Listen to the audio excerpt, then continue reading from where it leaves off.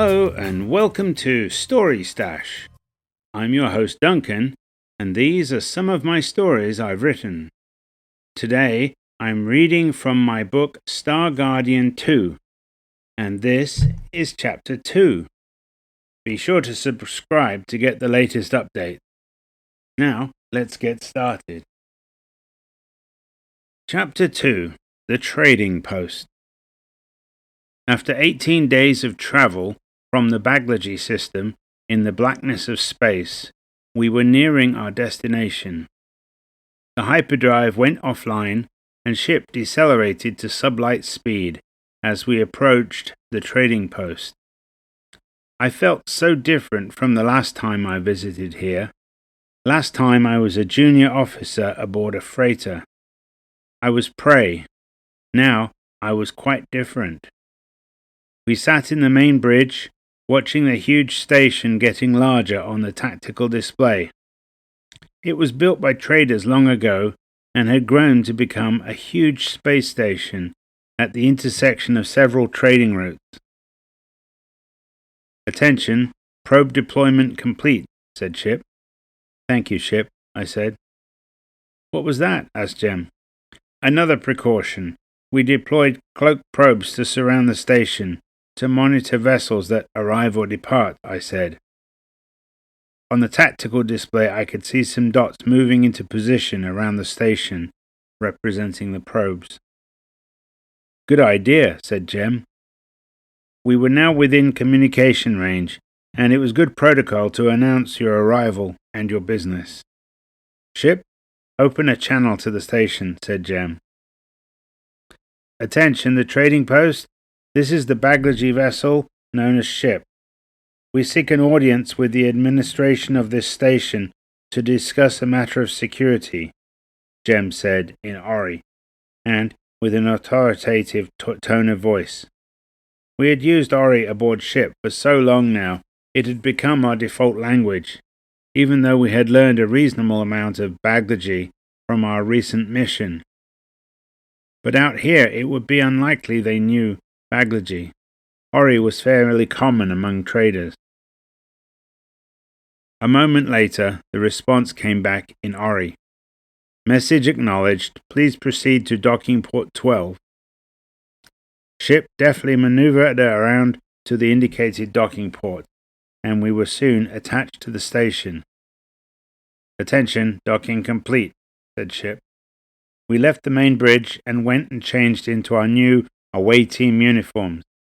We each took standard wrist communicators, and Kaluna carried the special medical kit. We then proceeded to the airlock. At the airlock, we had to wait for some time, although it was unclear why. After the delay, we were able to enter the station. It felt weird leaving Ship behind. On the station side of the airlock was a dimly lit docking bay. It would allow freighters to load and offload cargo. At present, the bay was empty. It looked grim compared to the brightly lit interior of Ship. The air was not as clean and fresh as the air on Ship. 4 large guards in body armor greeted us, with weapons at the ready. I can't fault them for being cautious. One of the guards looked us up and down, perhaps assessing if we were a threat or not.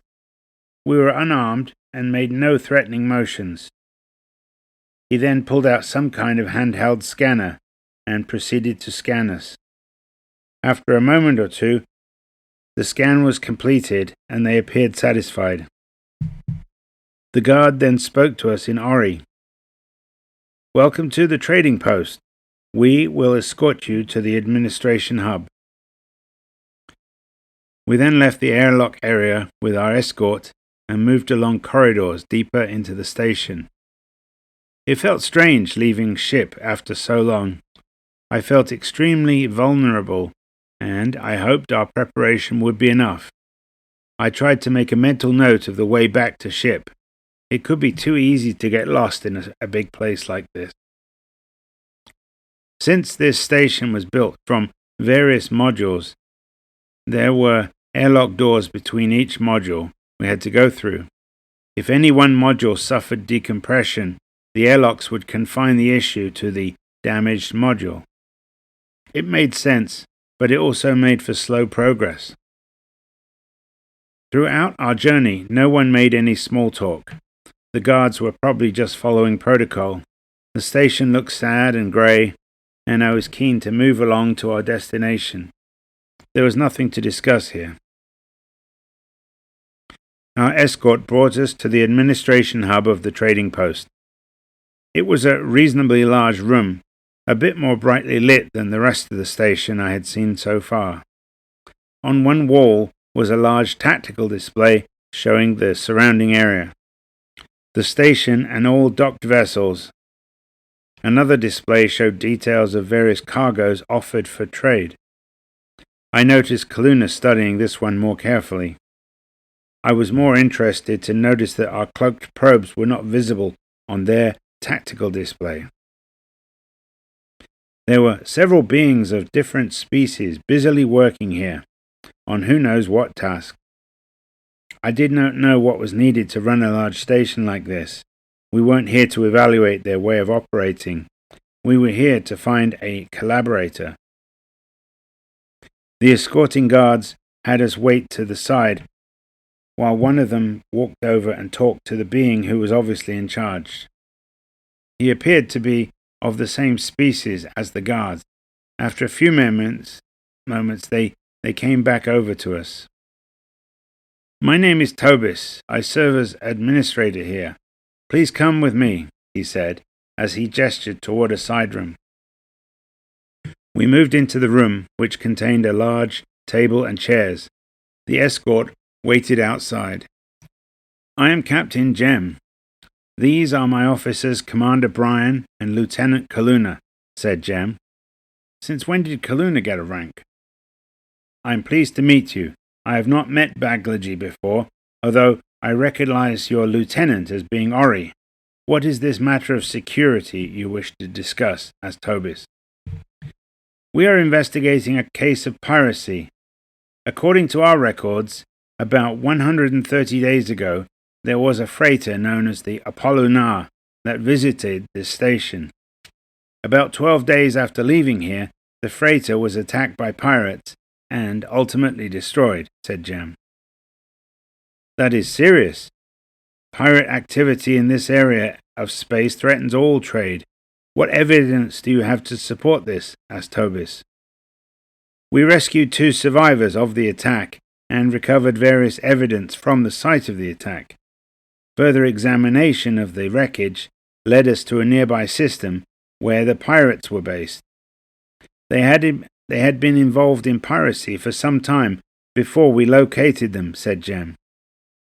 "I see. And the pirates?" asked Tobis. "They are all dead. Their vessels and base were destroyed," replied Jem. His eyes widened for a moment, then he smiled. "And what do you need of us?" "The point of intercept suggests that the pirates knew the flight path of the Apollonar. Since the last stop of the freighter was here, it is possible that someone aboard this station had leaked information to the pirates. We request your permission and your cooperation to interview your staff and check communications logs. If such a person is aboard, they could represent a threat to other vessels. They may be in contact with other groups of pirates," said Jem. Kaluna and I sat there with a straight face. We wanted to convey the seriousness of the problem, and that helping us would be in his best interest. Tobis sat for a moment. "I did some checking on the Baglaji. I understand this is your business, but I have never seen one of your vessels. On this station you have no authority. However, we have a common interest. As pirates are bad for trade, you approached me and asked for my permission, and I am inclined to grant it." He pressed a button on a wrist communicator and summoned an assistant. She was a short humanoid being with tanned skin and dark curly hair. They talked for a moment in a language I could not decipher. "This is Lane. She is your liaison for the duration of your visit. All requests for access to personnel and information will go through Lane. You can expect our full cooperation, and no reasonable request will be denied. I have also assigned the guards to escort you for our protection and yours. All guests are to be escorted while aboard the station. I hope this meets with your satisfaction, and I look forward to a conclusion to your investigation, Tobis said, smiling.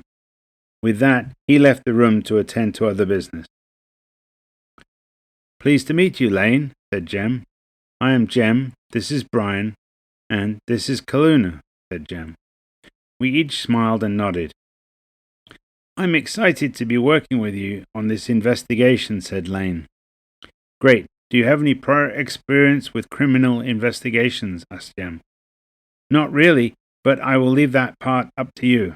I can help with access to personnel and information, as the administrator directed, replied Lane. I sighed. It looked like Tobis assigned this most junior staff to us. I thought he said piracy was serious.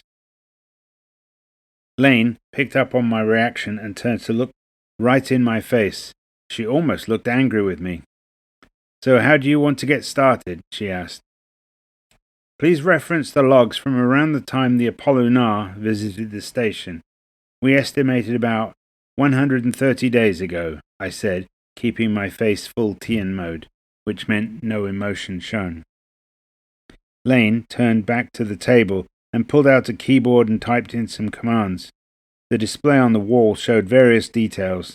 Kaluna looked at the records of the various goods we exchanged. I remembered loading and unloading crates. Times were simpler back then. This was before my time. I recently got transferred here, said Lane. Well, we can cross you off our list for interviews then, Jem smiled. Can you pull up a list of staff on duty around that time? And also any long-distance communication logs for that period?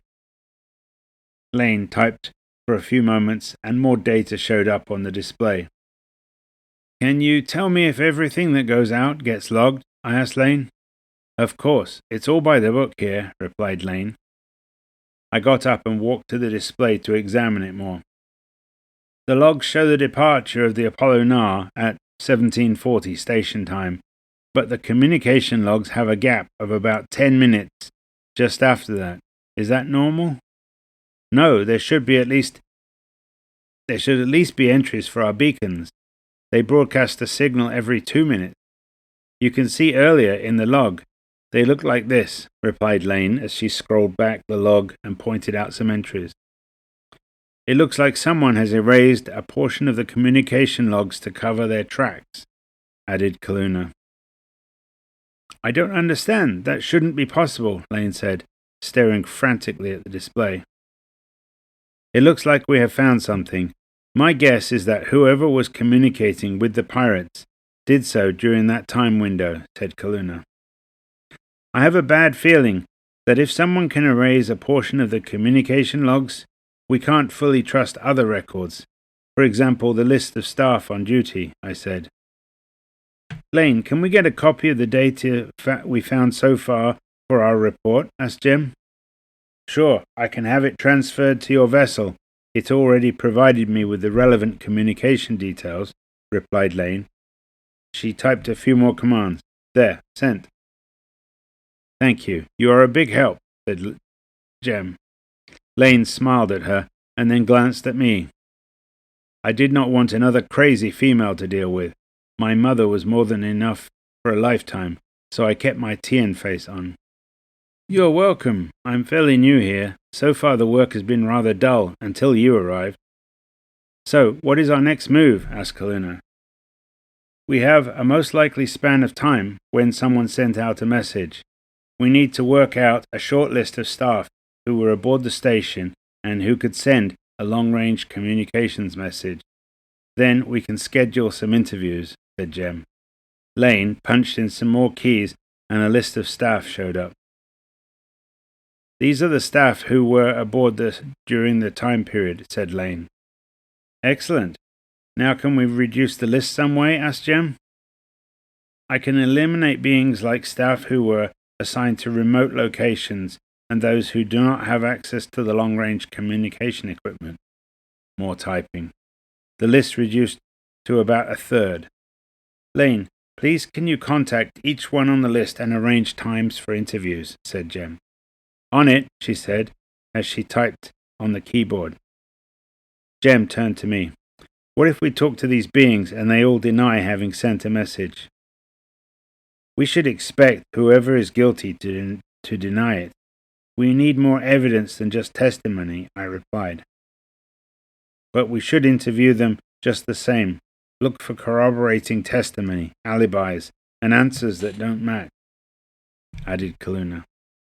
Agreed, Kaluna, said Jem. Lane interrupted. I have got responses from all on the list but one.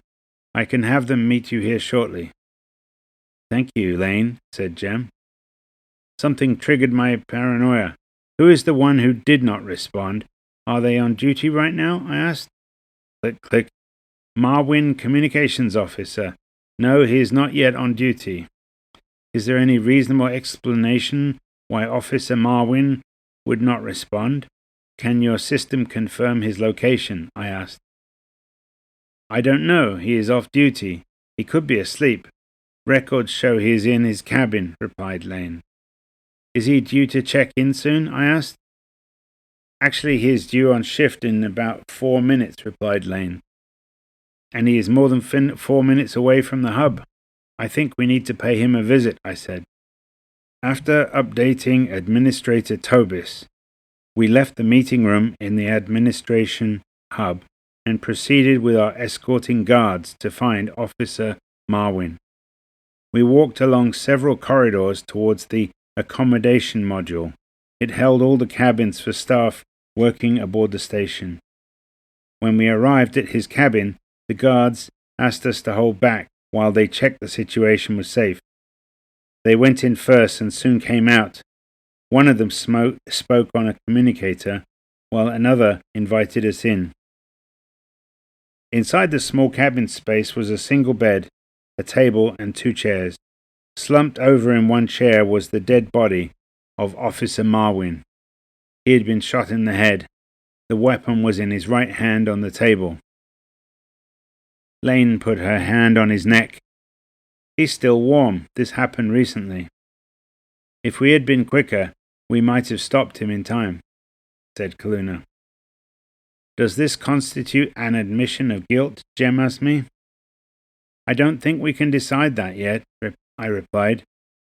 Can we confirm if he shot himself or if someone else shot him and put the weapon in his hand to make us think he shot himself? We have no one trained in forensic analysis, said Lane. In the relatively small cabin, we were in each other's space and Lane was looking up at me because of our differences in height. I think we can help with that. Kaluna, please could you open your medical kit and pass me the scanner? I said. Kaluna took out the scanner and passed it over. This scanner had been enhanced by SHIP. I asked them all to give me some room, and I activated the scanner and scanned the body of the late Officer Marwin. I also scanned the weapon. This is the weapon that killed him, I said, but the angle of entry is wrong. I showed them a hollow projection of the angle that the weapon had to be a match the damage to his head.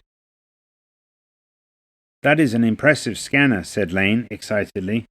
Kaluna formed her right hand with the pointing finger to look like a weapon and tried to aim it at her own head, just like in the hollow projection. He would have had to twist his head around seriously to kill himself like that. But then he would have fallen forwards in a different position, said Kaluna. Lane, could you ask the guards if they moved the body before we entered the room? Asked Jem. Lane talked to a guard briefly. No, they did not. Then I think we can be confident that he was killed by someone else, said Jem. I would also say the timing of this makes his death suspicious. We only just arrived at the station and suddenly he dies, I said. Agreed, said Jem. She turned to Lane. I expect you will need to report to Tobis. There has been a murder committed on this station. Yes. Lane moved out into the corridor and spoke into her wrist communicator. Jem looked at me. Brian, what more do we need from this room? I expect we will be summoned back to the administration hub soon. I scanned the room with the scanner. Nothing interesting came up. I handed the scanner back to Kaluna. I think we're done here. We exited the cabin. The guards sealed the door and we proceeded back towards the administration hub. I had a bad feeling about this. And that's the end of chapter 2. And next episode we'll have chapter 3, Investigation. So, hope to see you then. Until then, goodbye.